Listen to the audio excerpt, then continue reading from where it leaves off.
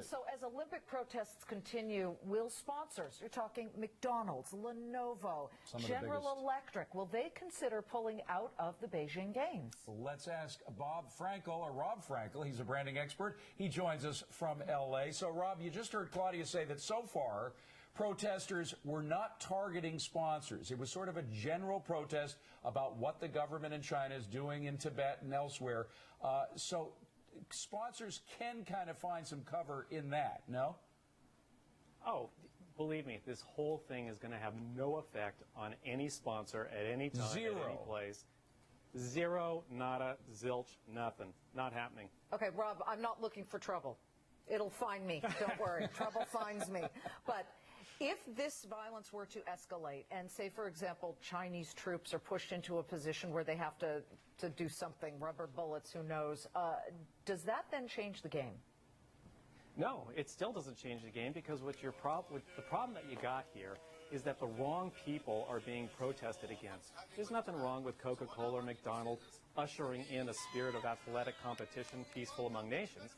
The guys that everybody should be protesting against is probably the most corrupt administration, which isn't even the Chinese government, but the International Olympic Committee, who decided to even put the games in a place like China. They never should have honored them with that event in the first place. But the protesters aren't doing that. The protesters are singling out China. Will eventually the protests that are focused on a government, on a specific government in which the Olympic Games are being held, will those protests spill over in any way into the sponsor? I mean, look, if I want the biggest bang for my buck, if I'm a protester and I'm trying to really hurt the government of China for what they are doing in Tibet, I will try to hurt them where it really hurts, in their pocketbook. And therefore, I will target the companies that are sponsoring the Olympics. You know, what your protesters really need to do is to kind of smart up a little bit.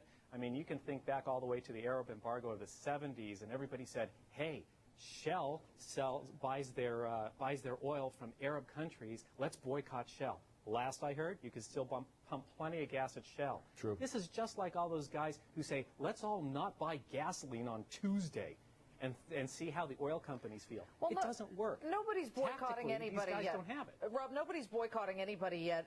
And I suspect that you wouldn't see that except in small pockets of protesters if they were. But you've got companies that are very concerned about their profile. And these people do things without waiting for protesters to do stuff. That's PR 101. You don't wait till the protests start. So you've got to imagine. I mean, we had Bob Schneider, the branding expert, here the other day saying in every boardroom in America of any company that's involved in the Olympics, they're having conversations at least about how to handle this. Yeah, but if I were in those boardrooms, I'd say, guys, relax. Don't even sweat it, because all the protests, no matter how well-meaning it is, in terms of business, has no effect. Look, the reason why people like Coke and McDonald's are advertising and sponsoring these events isn't for the Westerners and everybody protesting. They have a billboard that a lot of Chinese people are going to be watching because they're advertising to the Chinese. It's business. That plus the fact that the protests are in the wrong place at the wrong time. All right, but Rob, not all of the sponsors are advertising for the Chinese, and we just talked yesterday about Polo Ralph Lauren, who are going to be outfitting our U.S. athletes during the opening games and then trying to sell those outfits that millions of people will see, trying to sell them to Americans. But if, in fact, the opening ceremonies themselves are boycotted, as Hillary Clinton is suggesting they be, they're going to have trouble selling symbols of those protests. I think that boycotts, if you look at them traditionally, are incredibly unsuccessful. They have high failure rates because they generally are short-lived and very short-sighted. When you watch and see, if Polo gets good press, just like Lenovo and Coke and everybody else in the Chinese game, they're looking to open up a Chinese market. And let's talk again in, say, 12 months and see if how well Polo has infiltrated the Chinese market. And in the end, this is an international event. It's not a Chinese event. The Chinese are hosting, but you don't want negative things changing sort of the picture of these athletes who are achieving great effort. Rob Frankel, Thanks, you didn't Rob. budge, man. We tried to throw everything we had at you. You didn't budge 1 inch. Thank you very much for coming on. I love you guys. Thanks so much. Thanks a lot. Please come back to Fox Business. Appreciate it. Well.